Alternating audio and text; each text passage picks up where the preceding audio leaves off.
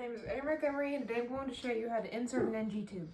So the first thing I will do, after I fill my order, I'm going to follow my general principles and safety practices, use my 3 checks for the topical anesthetic to put on the nose, and then I would knock on the patient's door, identify myself, identify them using 2 patient identifiers, check their allergies. I would explain the procedure, provide privacy, and then I'm going to raise the head of the bed up to a 45-degree angle, so my fowlers. I already put the chuck on. I've already gathered my equipment and cleaned the space that I'm working with. So first, I am going to put on gloves, and I'm going to measure. I'm just going to show it on myself because I can't do it on a dummy.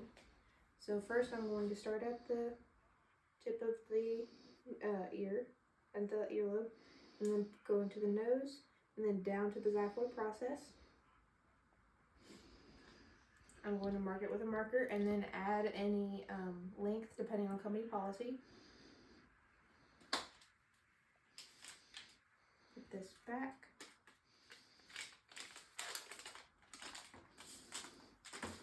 And then I would put on gloves, which I cannot do. That's also why I have already opened everything up, because I cannot physically do it with my hand.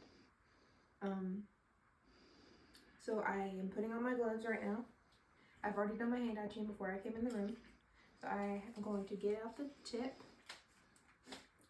I've already applied the topical anesthetic and given it time to kick in. They're not allergic to it, and I've done my 3 checks. So I have my lube. I'm going to put it on 2 to 4 inches on the tip of the thing, of the tube. I'm going to have the patient lift their head up, and then insert, and I've already measured the length of the tube.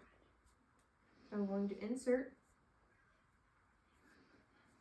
I've already explained that it's going to be uncomfortable to the patient, and then once they start gagging, I'm going to get a tongue blade, and I am going to check to see if it's in the pharynx.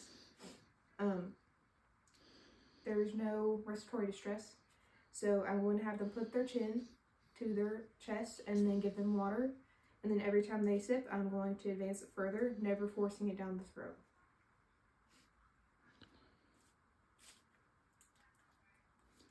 I have a basin in case of regurgitation. So now that the part I have marked with my marker is at the nose, I am going to get a piece of tape, which I've already torn off because I cannot do it physically. And then I'm going to temporarily put this on. This tape doesn't like to stick to the dummy head.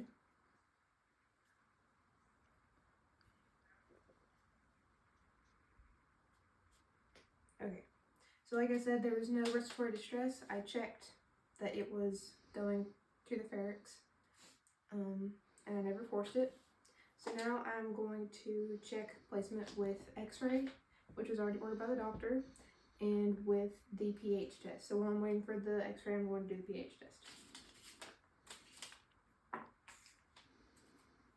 So I'm going to remove this, get my syringe, drawing up stomach contents.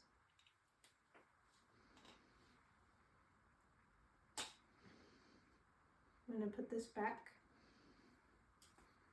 just until I get this done. And like I said, I'm checking for color and consistency. Everything looks normal as the stomach content should. So I'm applying it to the strip. And then based on what the company policy would be and what the test would say would determine whether or not it was stomach acid. Stomach acid is normally acidic, and this is in range based on the test for stomach contents. So the x-ray came back. It is in the stomach and not the lungs. So I am going to put on new gloves before I do this and hand hygiene, just to make sure that stomach contents don't get on the patient's face. Throw this away. I'm going to apply a barrier to the patient's nose to make sure that the tape doesn't irritate it.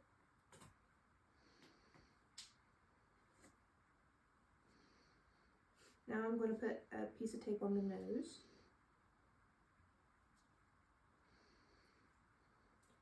Measuring this wrapped around.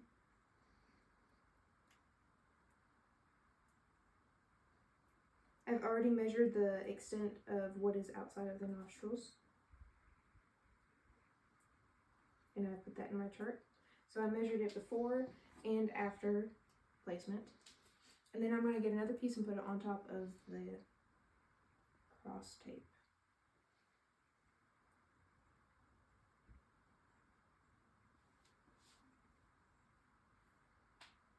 I made sure not to pull this too tight around so it's still comfortable in the patient's nose. I assessed for patency before I inserted. There was no problems breathing in either nostril. So now that that's done, I am going to have the patient turn their head each way, and then while it's turned, I'm going to pin it to the shirt to make sure they have full range of motion. I've already measured, like I said. I'm going to hook this up to suction if ordered, making sure it's above the patient's shoulders. And then I'm going to remove my gloves, hand hygiene, clean up my area. I'm putting the patient back down, making sure they're comfortable after the procedure. They did not throw up, nothing went wrong, tolerated it well. They're in no pain anymore. Like I said, gloves off, hand hygiene, record and report, clean up my area, and then evaluate half an hour later to make sure that they're tolerating everything well. That's it.